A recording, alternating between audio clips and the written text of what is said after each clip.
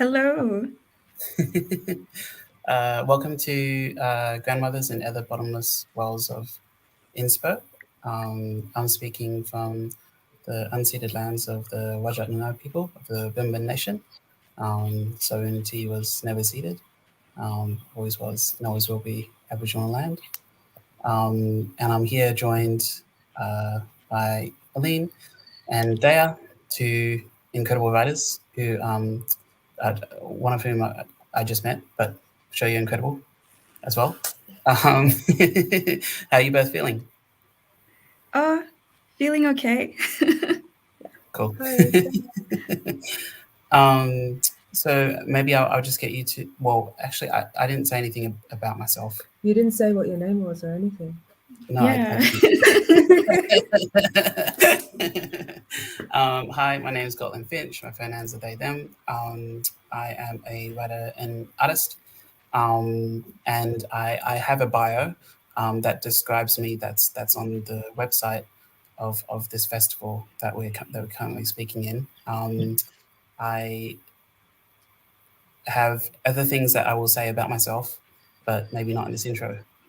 How's that for an intro? That's a great intro. Thank you. Thanks. We did it. Aline, would you like to go next? Oh, for an intro, right? So, yeah. My name is Aline-Mwezi Niyonsenga. I'm speaking from the unceded land of the Ngunnawal people, and I pay my respects to their elders, past, present, and emerging. Sovereignty was never ceded. And I write speculative fiction, mainly short stories at the moment. I might get back into novel writing. And in relation to this panel, I draw a lot of inspiration from folktales and anecdotes from my family a lot in my writing to sort of connect with that culture. Over to you, Daya. Wait. Hi, I'm Durr-e in Haque, also known as Daya. I'm a settler on Gadigal country belonging to the people of the Eora Nation. I'm a writer and poet, but most people know me for my podcast AV Club, where I analyze representations of people of color in LGBT media.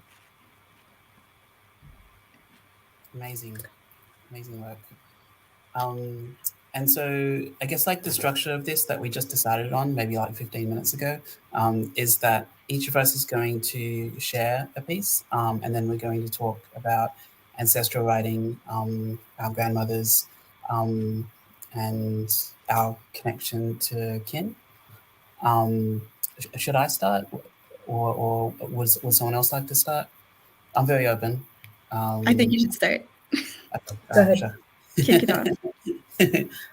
So the poem that I want to read is specifically about a dream that I had that felt prophetic and also made me feel haunted by a spirit. I ended up publishing it with Red Pocket Press, who published like a queer Lunar New Year zine every year. I couldn't find the copy that has me in it, but this is the copy that doesn't have me in it from last year, the year of the ox. Yeah. Was it? Yeah. Anyways, sorry. So I'll just read out the poem. Okay. A dream of Majapal. The sky was inside my chest. I wore a red wedding dress. Papa taps my hand, whispers into my ear, from which spill the waters surrounding Penang, where my gungung, 13 years old, took a boat to Christmas Island. It was an old sky, crescent blue. A veil of rain passed into memories, a glow on the inside of my eyelid. I was wearing my wedding dress. I was divinely happy. Before the moon began, it was hidden in the daylight. My papa wrapped her fingers around mine, around prayer. My mouth followed her whispers. The sea before me swelled with joy. The other animals emerged, wearing suits of smoke. I knelt before them in prayer, in the sand, and felt the moon move within me. As I rose, glowing, sand fell onto the faces of astonished uncles and aunties. How could you marry the sea? Like this, I say, and watched my fingers covered in sea foam, like the moon in sunny sky.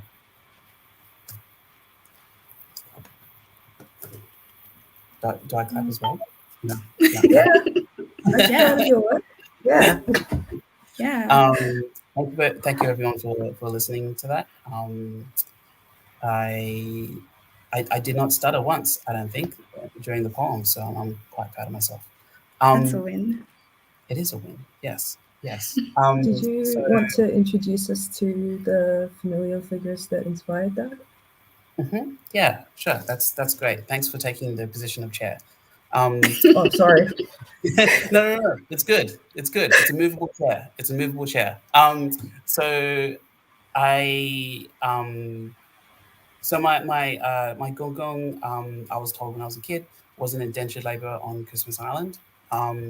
And that's kind of motivated this PhD research project that I'm doing right now, as well, on the history of indentured labor on Christmas Island, the ways in which so-called Australia has benefited from that, and the movement of the Christmas Island Workers Union movement, and that kind of like organized resistance against that type of worker exploitation. So kind of, connected to that is I never saw my gung Saipan. He passed away from tuberculosis when he was in his 40s, from working on the phosphate mine on Christmas Island. And so what I've got of my gung are traces and stories. My papa is someone who's a little bit more present in my life, but not a lot more present. Is someone I see at family gatherings, but not someone that I've got a super close relationship with. I visit her for Lunar New Year, but sometimes she forgets who I am as well. But the moment in the story is the moments I have as a child of her teaching me how to pray during Lunar New Year. The dream is a dream that actually happened, where it felt like the sea was like extremely present. And so part of where my gung was from before he fled the Chinese Civil War of the 1920s was actually very close to the town, or the island, sorry, where worship of Macho, this kind of goddess of the sea, is kind of based, like near Fujian. So that's, like I really did feel like I was visited by that type of ancestral presence. And also, I guess, like in my personal life as well, a place that when I return to this ocean, any sort of ocean that's a very deep, meaningful, and ironically grounding experience for me as well. So, yeah, kind of all just like linked up. There's also ghost marriages as well, which is something that I looked up after I had that dream as well.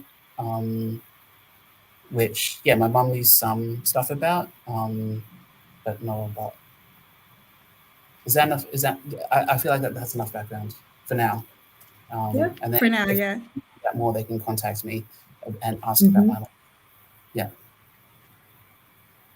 So did you want to go next, Aya? And Sure. Yeah. Yeah, I can go next. Sorry, that's the hairbrush that fell off my table. So this next one, this poem that I'm reading, it's a concrete poem, so it looks better on page. So sorry about that. It's called The Rain. So we're lost as soon as the car door slammed, picking our way between the fields. We thought we'd reach our mother's mother before it started, but the clouds begin to empty and we're drowning in a sea of rice. Houses hover above the fields on stilts that seem too weak, but we're not sure which one is hers. The paths become a stream of mud, and those cheap sandals we bought in Winnagel seem desperate to burrow into it. We've forgotten who decided to leave her out here. It's been miles of rain until we've noticed until we've no choice but to turn back across the river, a river. So milky brown we can't tell how deep, how safe, how dangerous. Perhaps it was she who decided, eventually. We find a dip and roll up our jeans, not far enough. The water rushes round our thighs, and it's better to cut our feet on the rocks at the bottom than let our shoes pull us under on the other side. There's a man we don't recognize, gazing down from his hut, and he says nothing when the water reaches our waists. We're grateful she can't remember what she survived. Somewhere floating in the sea of green turned grey and brown with blue, she lives suspended. Yeah, so that's something that I wrote about. Thank you. About a journey to my grandmother's house. My maternal grandmother lived in Indonesia her whole life. She lived through Dutch and Japanese colonial rule, and she actually developed dementia later in her life. I only met her a few times when I was very young, and at that point she didn't really know who I was, know who my mum was. So everything I know about her is actually through the stories that people tell me about her, like what she passed down to her children, who passed down to me and my cousins, or just what they remember of her. So yeah, so that's my maternal grandmother, who I like to write about a lot more, in that she inspires a lot in me as like someone, like I feel like I've been raised more by the memory of her than by her herself, because it's kind of one of those things where she was a finishing school teacher throughout most of her life, and basically every time I did something wrong while growing up, my mom would be sure to tell me that that I'd be making my grandmother sad. So that's kind of like how I knew her. She's also from she's from the Minang people, so she comes from a matrilineal society, which made for a very interesting upbringing, because the other half of my family is Pakistani. My paternal grandmother, actually, like, I did grow up knowing her in Australia, and I wouldn't say we had a great relationship, but I definitely knew that woman.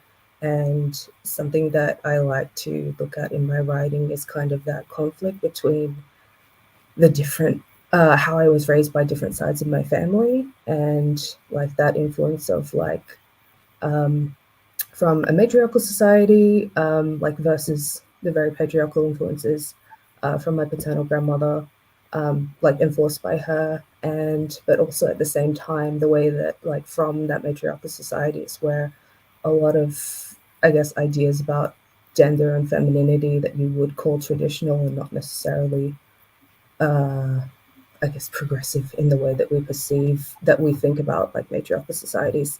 That's something that I've kind of been working on reconciling, like, within my art. I think that's good for now. Yeah, thanks so much for sharing that. Alrighty, I'm the last one to read. This is an excerpt from what was it? Yes, a novelette that I wrote for an honors project about, cultural identity in African diasporic literature. I'll just read it and then I'll explain. Cool. So the novelette is called Inyamanza on Her Shoulder. Do not whistle at night. It calls the snakes.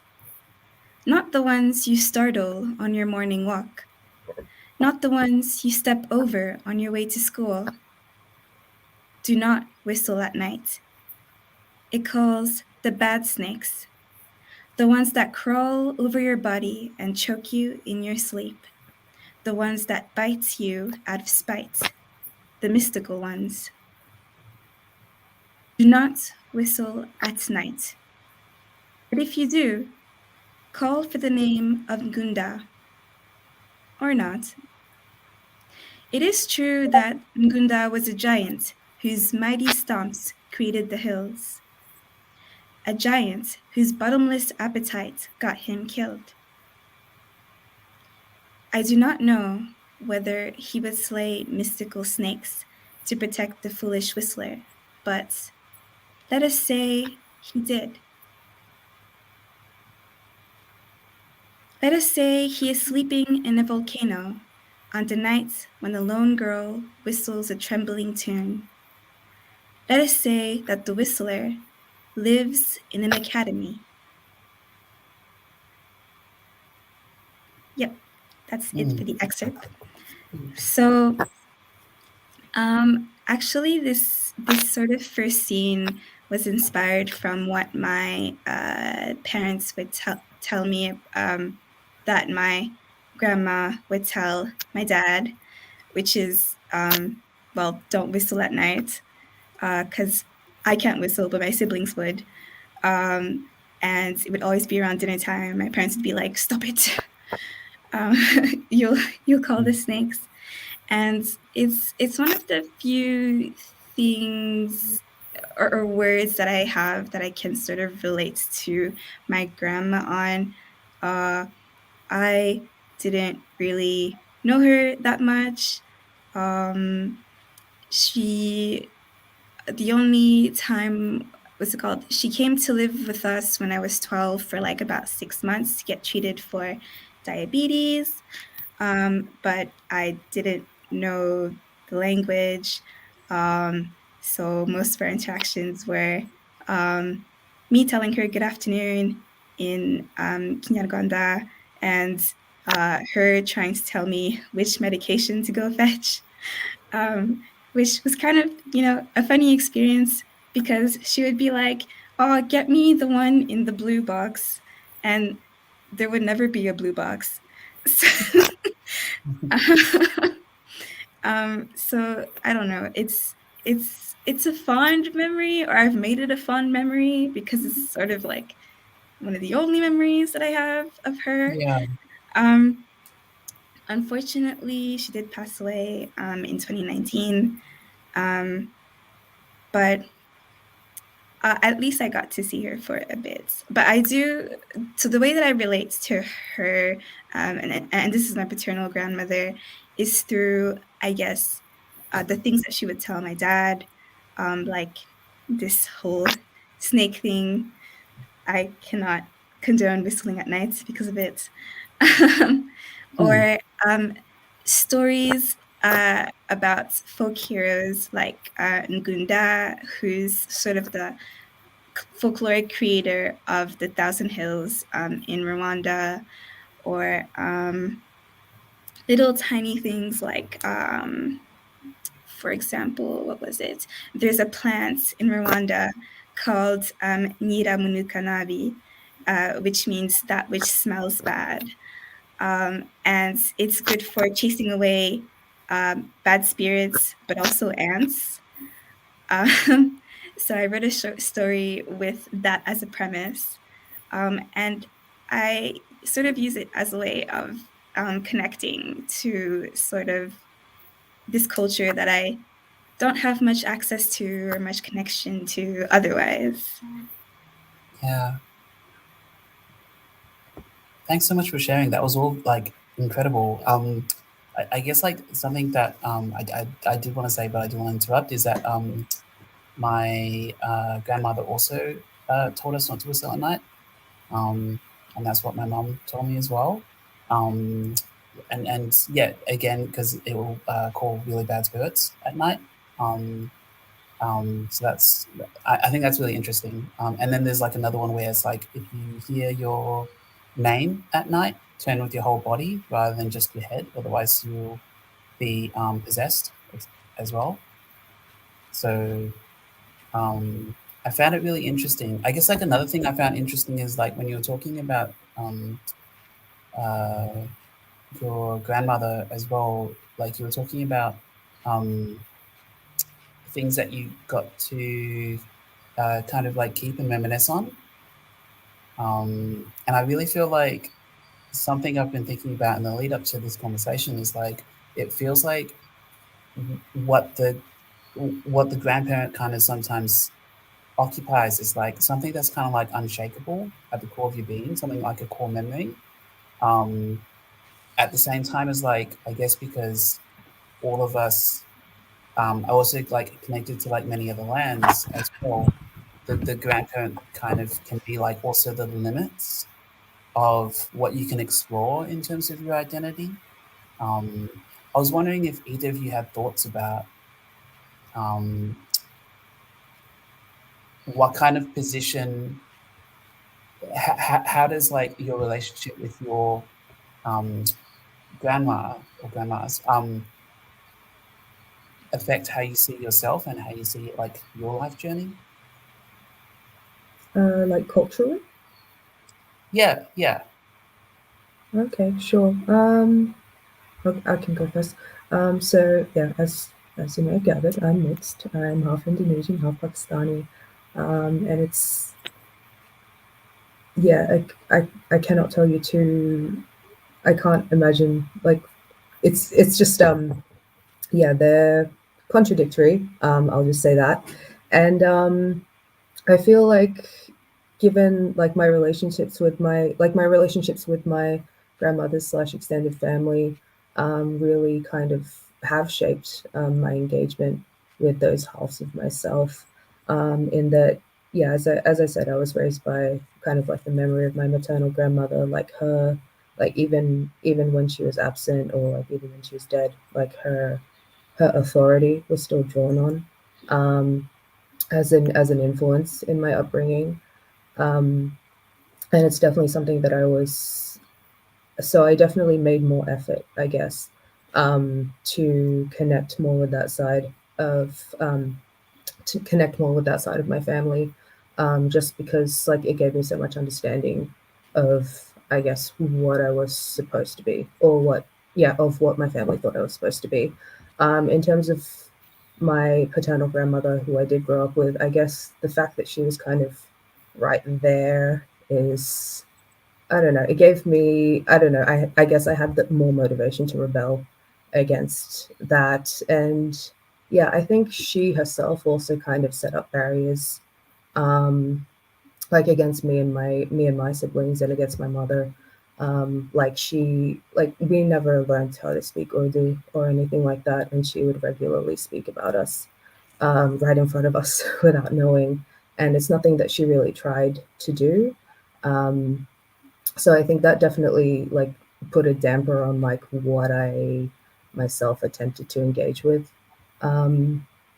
like how I engaged with the Pakistani side of my family, because yeah, she and my aunt were like the only ones in Australia that I had to do that, and they'd created that barrier for me. So I guess yeah, that's something difficult. Like it's definitely something in future that I hope to, I guess, venture into on my own. But yeah, there was definitely a barrier that she created there. So it kind of, yeah, that's why I'm kind of not that uh, prepared to really explore that side of my culture in my writing at all, because I feel like I don't really have a right to it. I don't really feel part of it in a way that I do with my other side. Mm. Um, hmm. For my part, I guess a lot of the motivation for wanting to learn learn the language of my culture um, and sort of interact more with it was the idea that when when I go see grandma, I'll be able to speak with her, or you'll need to know it when you go see grandma. Um, because for the longest time, she was sort of the only relative that I was sort of aware of. Um, and yeah, in that sense, for a long time, she sort of became like a symbol of like this level of proficiency that I need to attain, or um, this level of cultural understanding that I really need to reach in order to have access to like this person in my family that lives really far away. I guess is how I would relate to it. to that topic. Yeah. Yeah. Okay. And and I like, what's it called, keeping alive a lot of the things that I used to hear about her. Well, because of that, I guess, in that sense, she's sort of become a bit of a symbol that I explore in my writing indirectly through stories or anecdotes that I hear that become fact in a piece of fiction. Yeah. Yeah. It's really nice. I guess like just thinking about the last time I interacted with my papa at a family gathering, she was showing me on her phone pictures of her at an event pretending to be on a catwalk. So she was just like modeling different dresses and laughing a lot. And also like demanding that I bring her drinks and dogs to pat as well at the party.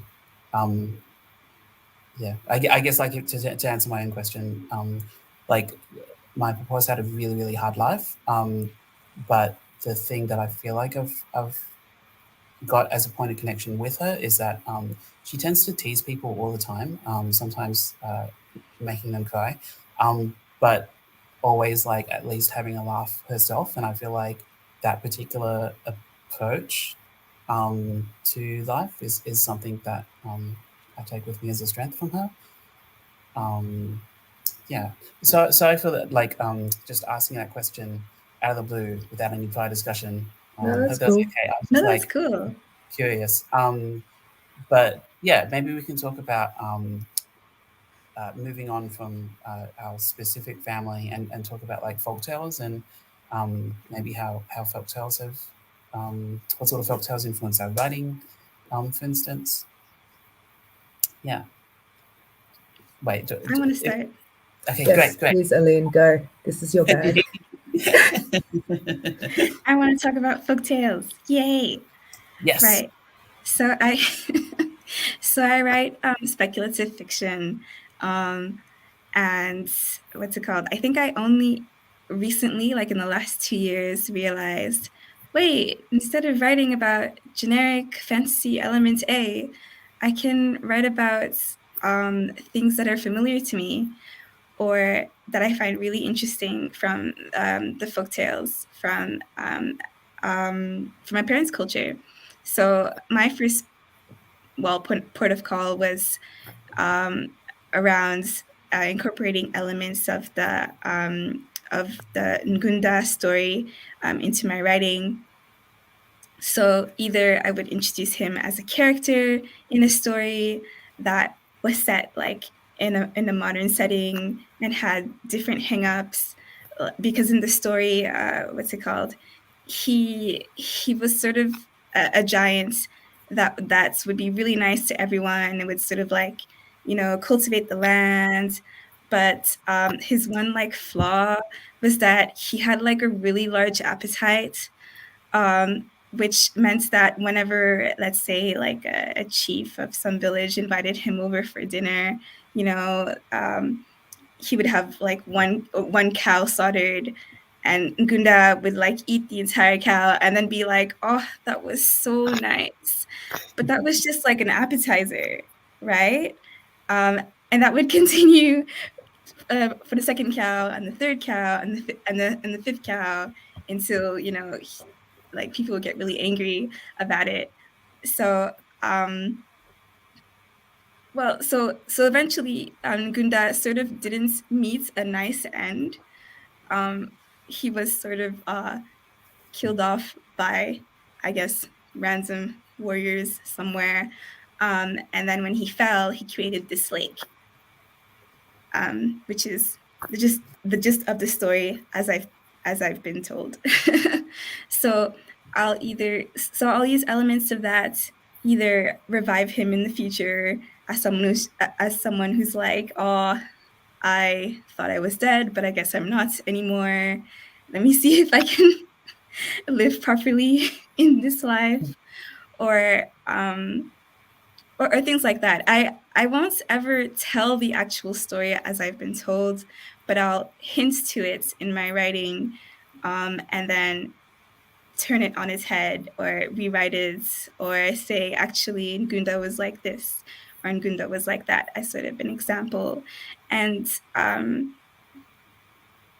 the reason why I do that is to sort of have a bit of a dialogue with the folktale and my understanding of it and my own perspective, to sort of bring it all together, I guess, if that makes sense. Yeah, so Ngunda, great folktale, really awesome. Cool. What else is there? Yeah, that's really incredible. I really like how you talk about how you use it within your stories, and how that may not be how you've heard it, but it's how you'd like to use it as well. Definitely reminds me about like how like culture is not just heritage. Culture is the types of actions that you take, the relations that you have in the present. It's very much alive. So yeah, that's really nice to hear about. Yeah. Yeah. What about you two? So did you want to go first, Aya? I don't really have much to say, honestly. Like, in terms of folk tales, I don't necessarily write about them so much. In Indonesian folklore, there is one figure who I am obsessed with. She's called the Kuntilanak. She's kind of like, vampires exist in kind of every culture's mythos in some form or another, and I think of her as one form of that. Well, I mean, there's multiple. There can be multiple. She's a woman. She's often like depicted as having like hair in front of her face, kind of grudge style. I actually only found out about her because I used to wear my hair like that, and my cousins would make fun of me for it. By calling me Kuntilanak, but yeah, she's generally depicted in that way. She is a creature of the night who sucks the eyeballs out of men's skulls, and also eats unborn fetuses. So that's gross, but yeah. And like she as a figure is like pretty like I obviously developed an interest in her just from that thing with my cousins making fun of me for it. But I do like to explore. I have been exploring this figure as someone who not necessarily from the different tales that she appears in, but from like kind of more just like those physical aspects of herself and like the actions that she takes. And like I'm trying to have a look at like what I think her motivations for doing those specific things. Like, why is she eating eyes? Why is she eating faces? Why does she look like that? So that's something that I like to reference. Like, I'm honestly a bit scared. Like, there's like Southeast Asian horror and Indonesian horror, like that whole genre, because our cultures, we have like a totally different relationship with spirituality in the West. Like, it's very different in that way. Like, I feel like a lot of horror that exists in the West is like spends a lot of time making you scared of what you disbelieve, whereas with Indonesian horror, it's something that you already believe in, and you're facing the consequences for what you're dealing with. So that's kind of how I try to approach it. But yeah, in general, like I'm not actually I'm a bit scared to engage in like the actual folklore and tales that Kuntilanak is part of, because I was taught not to. I was taught not to mess with that. Like I do have people in my family who are connected with that world and who have been affected by black magic, and I was taught to stay away from that. So that's what I do. It's really cool. When you were talking, it reminded me of I don't know if you've seen a lecture from Eve Tuck, the First Nations, like Aleutian Nation author, and the lecture title was "I do not want to haunt you, but I will." And it does talk about the difference between Western horror, and actually uses as an example mostly East Asian horror. But the one of the differences that I remember is that like in Western horror, normally there's like a perceived innocence on the protagonist that's being haunted. Like they're being haunted, but they have no idea why. Whereas with East Asian horror, it's like you did something. There was something that you did long ago, and you're you paying know for what it. you did. Exactly. And so yeah, Itak talks about that as like reflective of the types of attitudes that people have towards like colonialism, for instance, and history. You know, it's a much more like responsive way of engaging. So that's what I thought of when you were talking about your process as well. That's really cool. Very safe not to mess with black magic too. Yeah. Just there's no reason. I'm There's too no scared to reason. even write about it. Like I can't do it. Yeah. No, You get fair. bad vibe from a house. Don't move in. You know. Yeah. It's not right. Yeah. Don't do it. Oh my god. Now I'm thinking about Western horror. So yeah, I mean, I guess like my answer to the question about like folktales and things like that, something that I have not really gone much further into, but like taken a lot of, I guess like a sense of belonging from is like when there are like clear queer characters throughout history. So particularly history that I'm connected to, like so particularly Southern Chinese history. You know, like the fact that in the Eight Immortals, there's the flower deity who has the kind of ambiguous gender presentation and that sort of thing. Like for me, connecting to folk tales is kind of finding a place for myself. Because yeah, as we were talking about earlier, I actually find it quite difficult to have a close relationship with bloodkin, and so I often try to seek out, I guess, like close relationships with others. And in fact, that's kind of like, yeah, motivated my whole PhD project into the kind of history of indentured labor in particularly as it relates to Christmas Island, in that even if you know I can't necessarily find out or connect to my gungung specifically, something I can do is I can, I guess, take on tell the story of and take on the role of like connecting to many others that kind of shared the same destiny as me. And I really feel like for me that's what family is. Family is like the people that whose destinies are kind of like interwoven in yours as well. And so yeah, like I guess I was wondering if Daya, if you could speak about what your thoughts are around queer ancestry and that type of kin connection. Yeah. I guess one of the things here that to think about is like I obviously I have a huge family. Like our family's clan is like has hundreds of people. There's a WhatsApp group that we have that's dedicated just to people in our clan who are directly related to my mother's father, and there's about 128 people in there.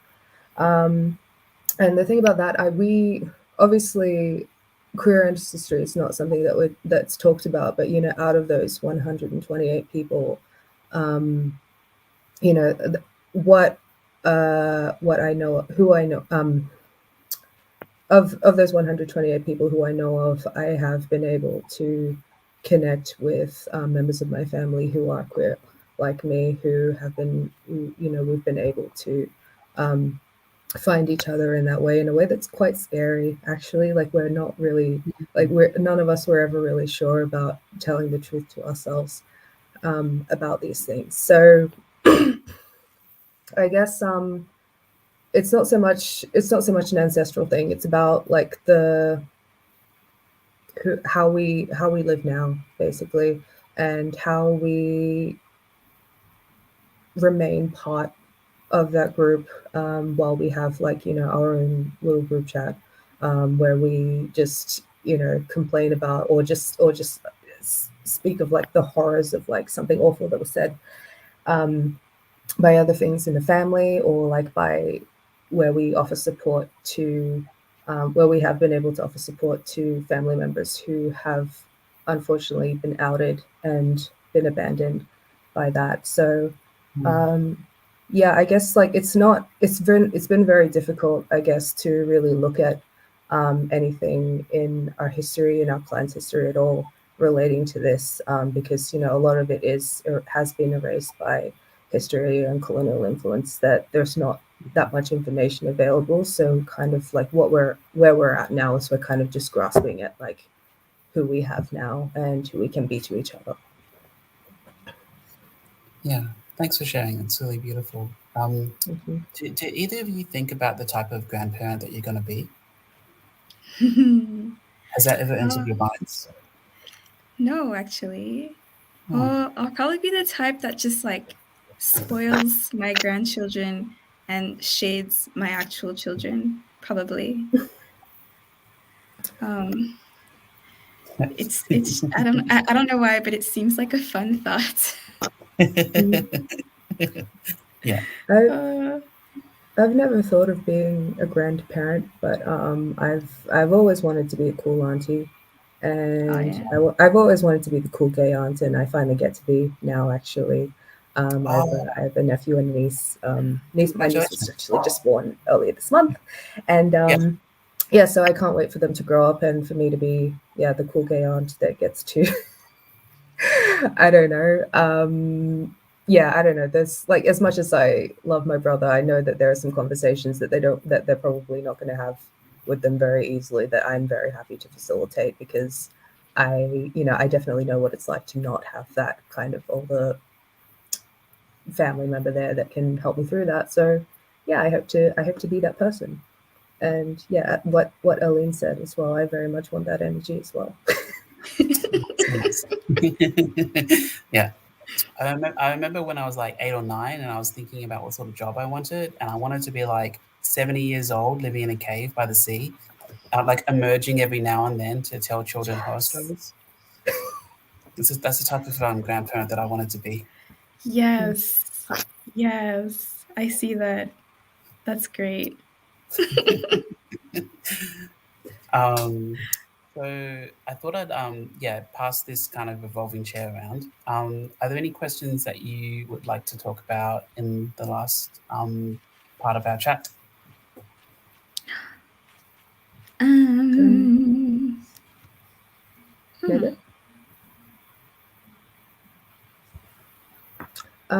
I had a question. Just so I find like as I mentioned, I didn't really have a great relationship with my paternal grandmother. And I'm not saying that any of the villains in my stories are based on her, but I would say that some of her actions and some of the things that she's taught me have made their way into my stories.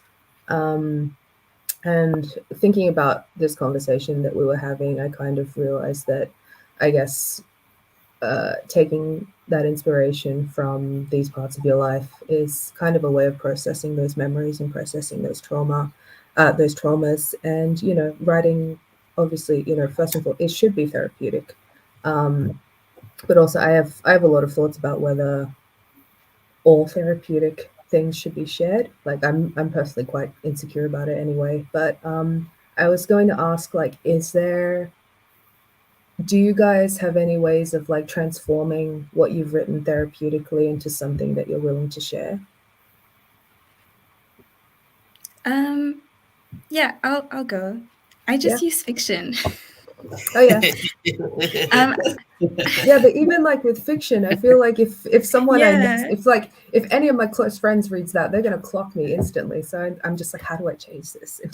I've had that moments very recently, and I think it's just finding a balance. I think it's just finding a balance.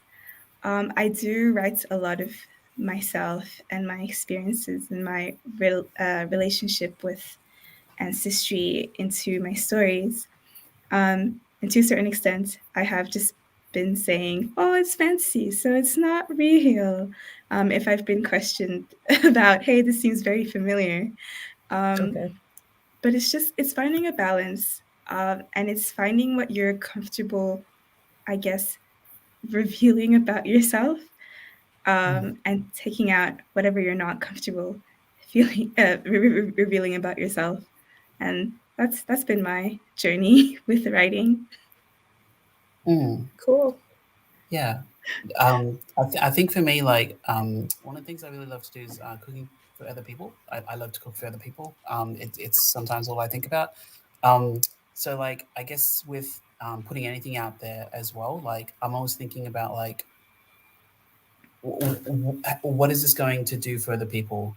Like, how do I offer it as a gift, and who do I offer it to? And that helps me think about where I want whether it's art or writing, where I want that place, and also helps me craft it as well, because I try to craft it with the intention of guiding people or leading people to something that would benefit them. And I guess, like, I think that's for me the empowering thing about thinking through, I guess, like, more thinking through, like, queer kin relations, but also thinking through, like, terms of solidarity and things like that. Like, for me, writing is communal. Writing is, and that's what I think is so beautiful about, like, kind of meditating on the concept of a grandparent or grandmother, is that all those stories, regardless of that, they were all truth. It was all types of truth that was being shared, because they were types of gifts that were being offered as, like, a way of connecting people, and as a way of, I guess, like, bringing you into the realization of, like, how to interact with the world respectfully, and things like that. Yeah, that's really beautiful. Yeah, I think so too. Aline, as I said that, I was reminded that, like, the first time I saw you was on an emerging writers panel for speculative fiction, and I remember Yeah. a great discussion that came out of that is that calling writing speculative fiction is actually, it's not actually reflective of what it is, because quite often what they are different types of cultural truths. Very true. Yeah, speculative fiction is very much a label, I guess, in many senses of that genre. Um, So I do find myself questioning whether what I'm writing is, let me see, if I should be calling it fantasy, if it's based on a folktale that talks about a particular truth about a culture. So yeah. So I'm not sure. For me, fiction is real. Yeah. In a sense, is what I'll close that with. Yeah. Well, I think that's the thing, is that, like, there are so many truths that we all come from and have, as well, that can't really be represented in, like, the language that we're mostly speaking now, and in the types of genres that have been formed. Like, there's a lot of knowledge and a lot of truth that gets shut out from that. Yeah. Yeah, I think. I don't know. Maybe I'm wrong, but then, maybe it's just another truth that people aren't ready to hear. Maybe we need to unpack this in writing. Yeah. Oh. Let's Did you get have any? going in a Google Doc after this is over. Yeah. Yeah, we can start like a sisterhood of the traveling pants. Oh yes, definitely. Stay in touch. Oh, What's happening? sorry. One more, Yeah. maybe not important, maybe important thing. Speaking of black magic, I only recently learned that I need to be extremely careful with how I treat any of my paternal aunts, because they're called sengis, and if they don't like you, they can curse you. So be careful around your sengis. I will. Too late for me. Nice. Oh no. But thank you, Aline. So yeah, I guess like as we're closing up, any kind of final comments on grandmothers and other bottomless wells of inspiration? Oh, put on the spot. Put on I the like spot. put on the spot. Yes, I like the idea. I like the idea of both approaching writing as a communal experience and the idea of writing as a therapeutic way of processing sort of your past, whether it's your own physical past or the past of generations. So I'll take those ideas with me. Thank you. Such a beautiful Thank summary. you. Yes, thank you so much, guys. Like, I've taken notes like as we've been going. So yeah, thank you, masterclass. Masterclass. Yeah. Should we start doing like writing exercises in the final kind of minutes? Oh, No, that did you wasn't serious. That was a joke. Oh, okay.